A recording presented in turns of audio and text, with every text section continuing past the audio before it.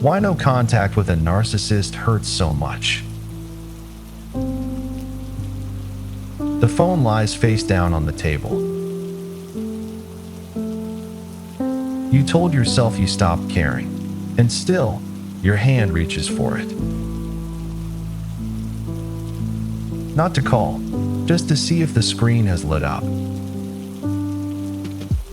You chose the silence, so why does it feel like you're the one waiting? There's a question buried under that gesture, and most people never let themselves ask it. If you were the one who left, why do you feel abandoned?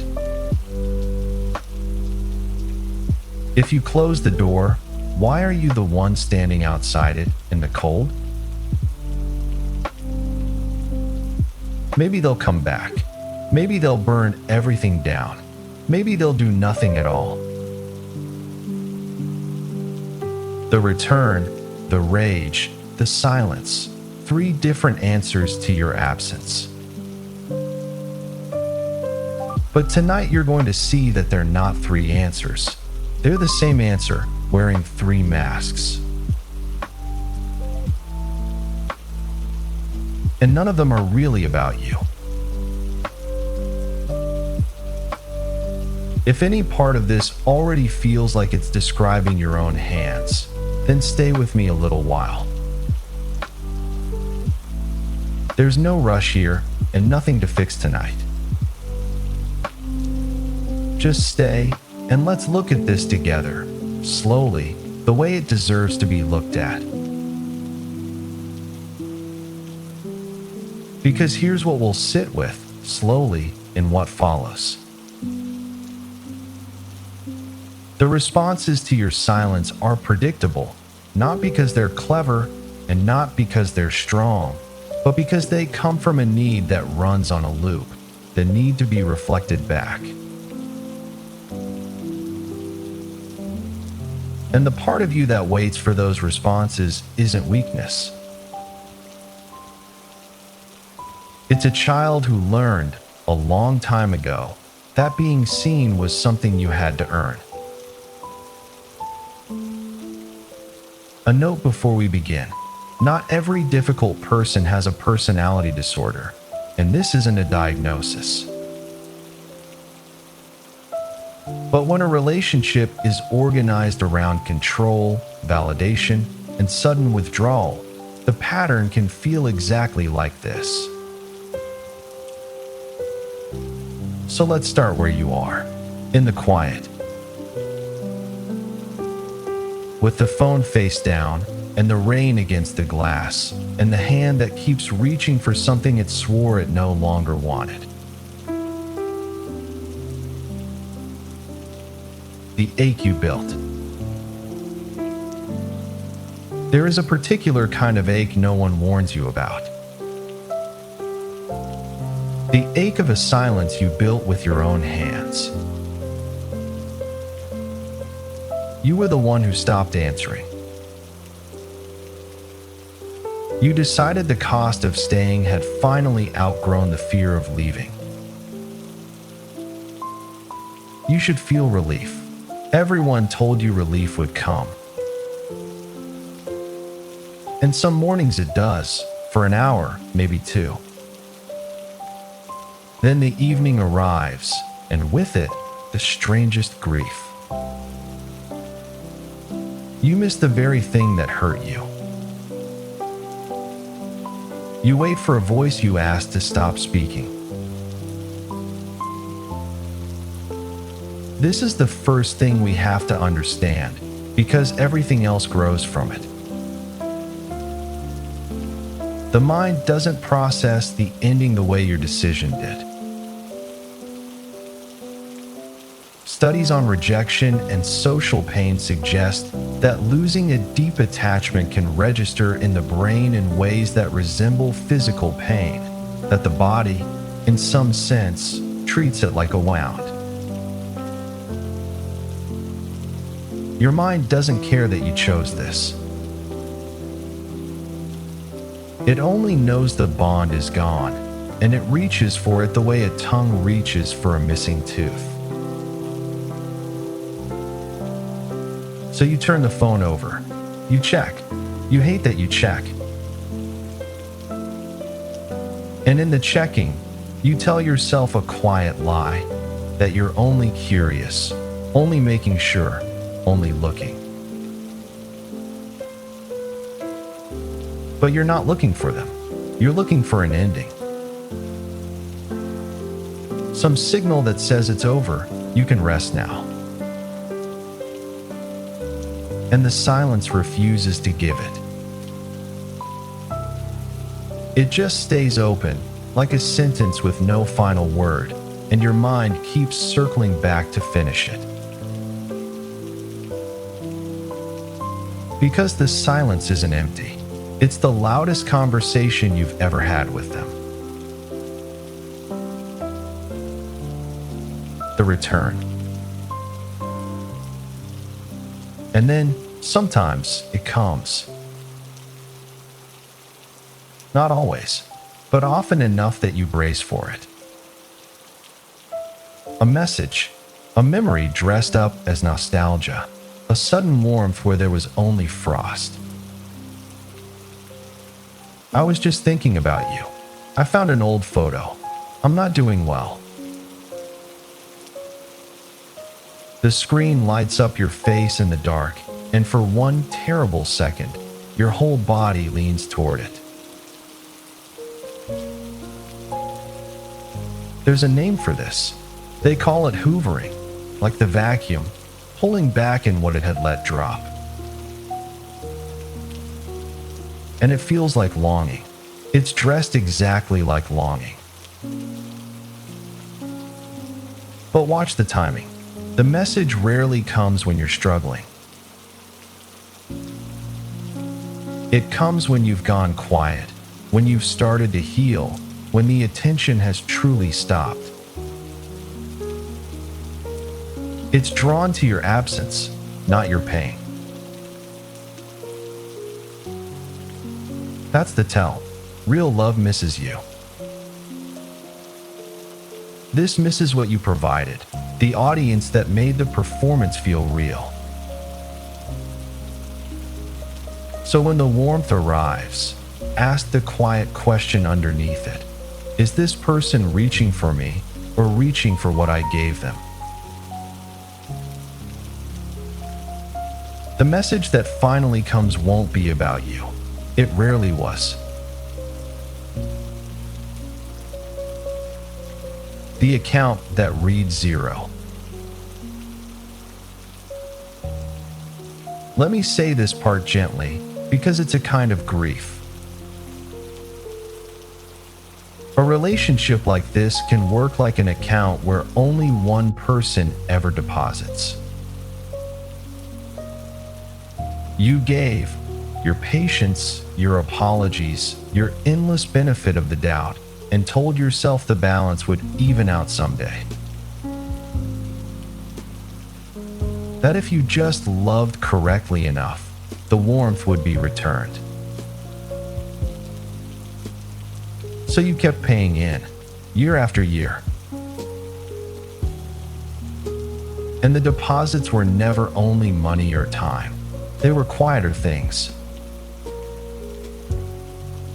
The conversations you didn't start because they'd turn into fights. The opinions you swallowed. The version of yourself you slowly filed down until it fit through their door. You paid in pieces of who you were and called it love. Picture one of those evenings. The plate you washed alone after a dinner that turned cold with tension. The words you rehearsed in your head and then let dissolve because saying them wasn't worth the storm. That plate, that swallowed sentence, those were the real deposits. Small, invisible, and never returned. And the reason you couldn't leave, long after you knew, has a quiet name. I've invested too much to walk away now. The more we've spent, the more trapped we become, not by the future, but by everything we can't get back. The mind would rather keep bleeding than admit the wound was for nothing. But here's what the silence finally lets you see. When you stop pouring yourself in, you finally get to read the balance. And it was 0. Not because you gave too little, but because some people cannot return what they were never able to hold in the first place. That isn't a failure of love. It's the discovery that love, no matter how vast, cannot fill a vessel shaped like someone who could never be filled. The rage. But the warmth doesn't always come. Sometimes what arrives instead is fire. The story changes. Suddenly you are the cruel one, the unstable one, the one who abandoned. Friends you shared get a different version of you. The person who claimed they didn't care now cares enough to burn the whole field down. And it confuses you because none of it matches the indifference they performed. Here's one way to understand it. When someone's sense of self leans heavily on how they're seen, a threat to that image isn't felt as ordinary disappointment. It can feel closer to a collapse. The rage isn't the size of their love. It's the size of what they needed you to keep them from feeling. The louder the storm, the larger the thing it's trying to drown out. And notice what the anger is actually for. It isn't aimed at hurting you, though it does. It's aimed at pulling you back into the story, into reacting, defending, explaining. Even your fury would feed it, because fury is still attention, still proof that they move you.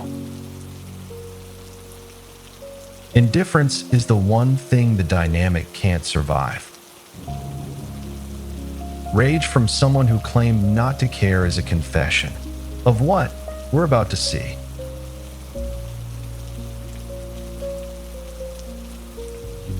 The kitchen.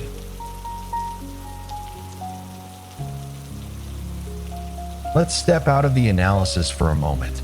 Let's go somewhere quieter. It's evening. The kettle is warming on the stove. The day is done. The noise has finally stopped, and you're standing alone in the kitchen, watching the steam rise. Nothing is wrong. For once, nothing is wrong at all. And then the thought arrives, unbidden. I wonder if they've noticed yet. I wonder if they're thinking about me the way I'm thinking about them. Notice when it came, not in the chaos, not in the middle of a fight. It came in the calm, in the soft, undefended hour when your mind had nothing left to guard against. That's how these thoughts work. They wait for the quiet, then fill it. The pain doesn't ambush you in the storm. It finds you in the kitchen, with the steam rising and the rain on the glass. And if you follow that thought back, gently, without judgment, you'll notice something. It doesn't quite belong to now. The longing is too old, too practiced. As if you've been having this exact feeling your whole life, only with different faces standing in for the same absence. That thought didn't come from now. It came from a room you've been trying to leave your whole life.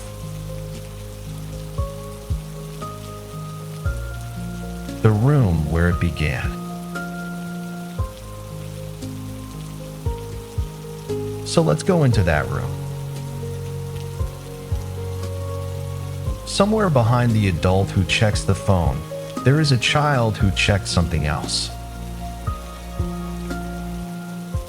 A door, a face, a mood across the dinner table. A child who learned, very early, to read the weather of a parent, because the love in that house didn't arrive on its own. It had to be earned. It came when you were good enough, quiet enough, useful enough, impressive enough.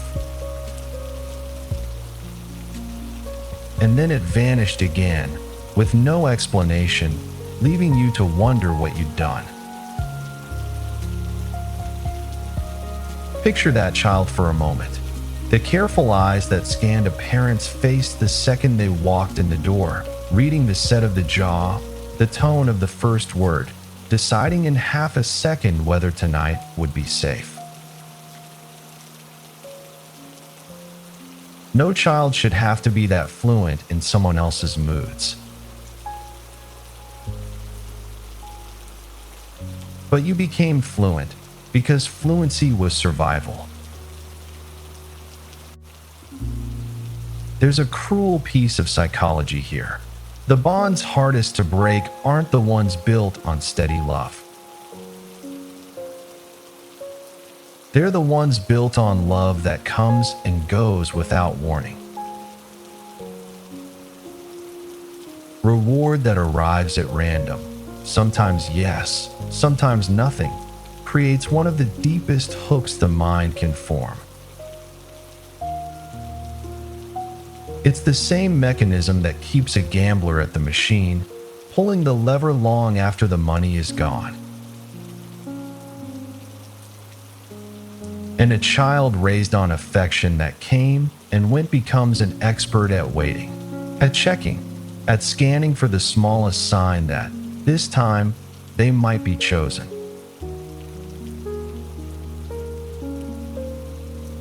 That child never left.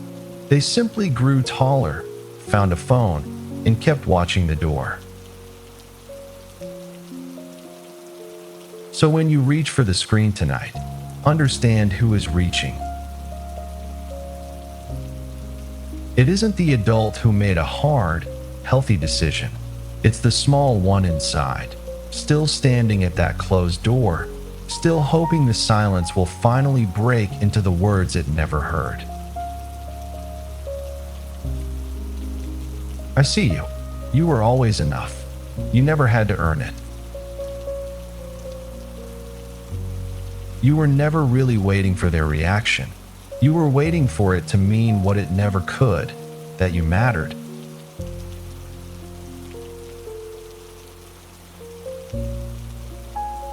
The silence.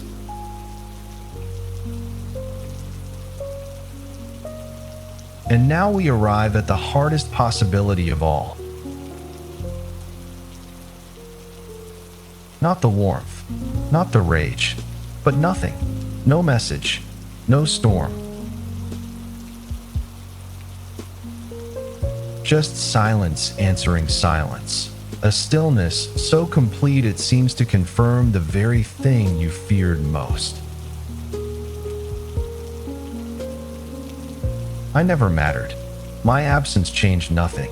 I was that easy to replace.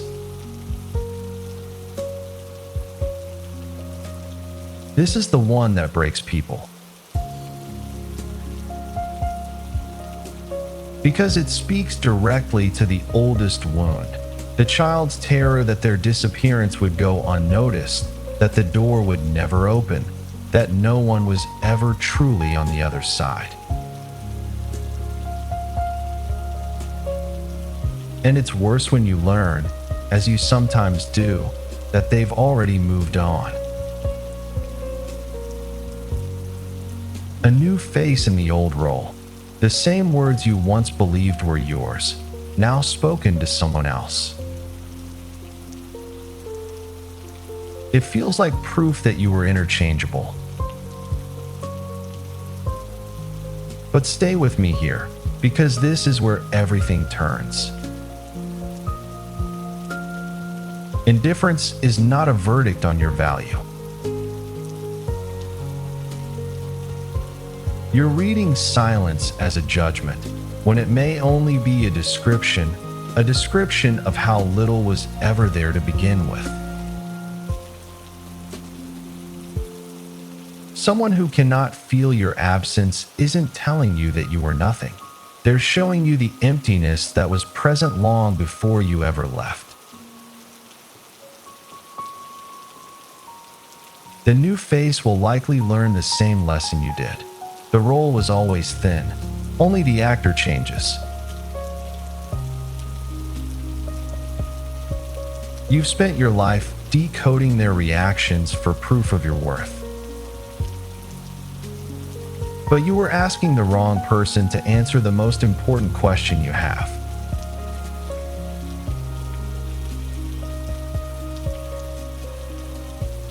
Walking out.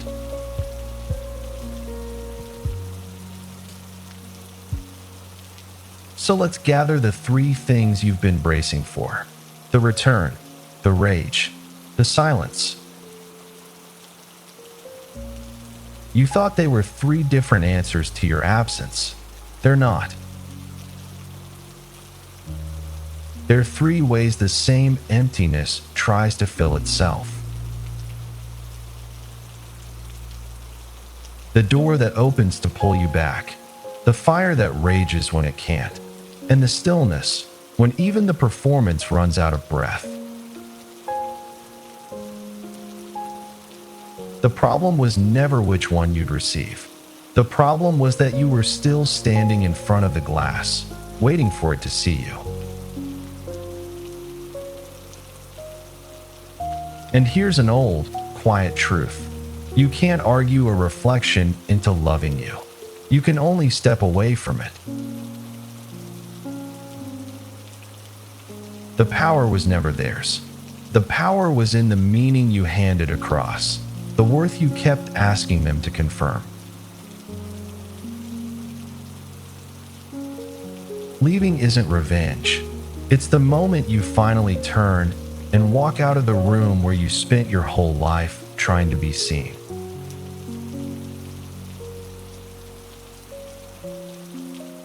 And the strangest thing happens when you walk out.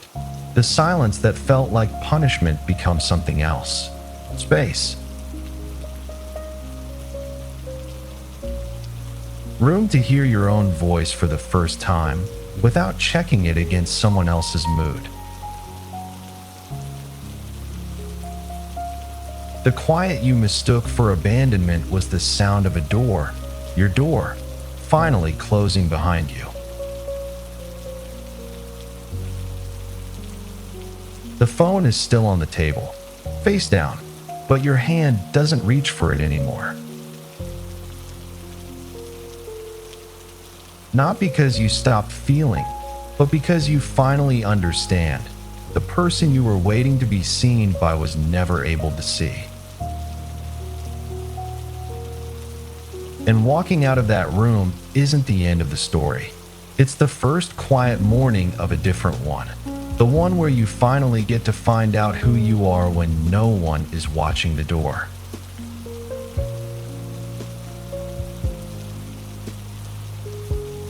What comes after?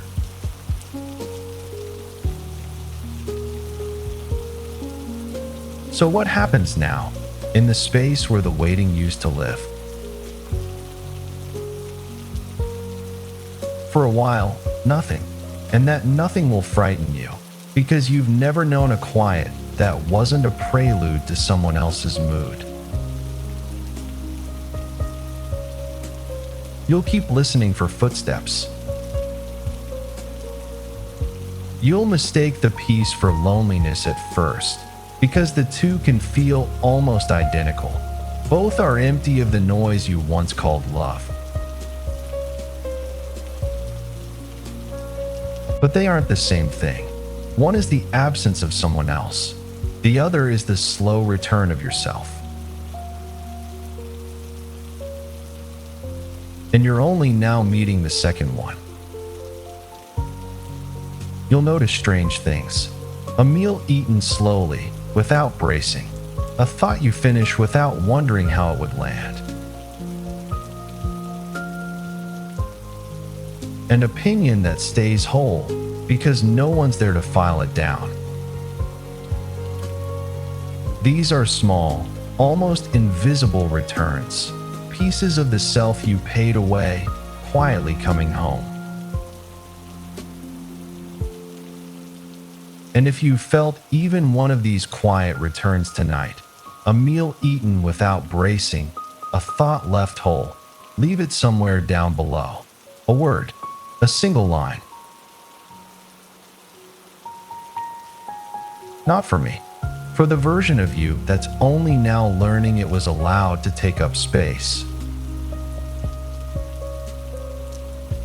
Sometimes naming the silence out loud is how we finally hear ourselves answer.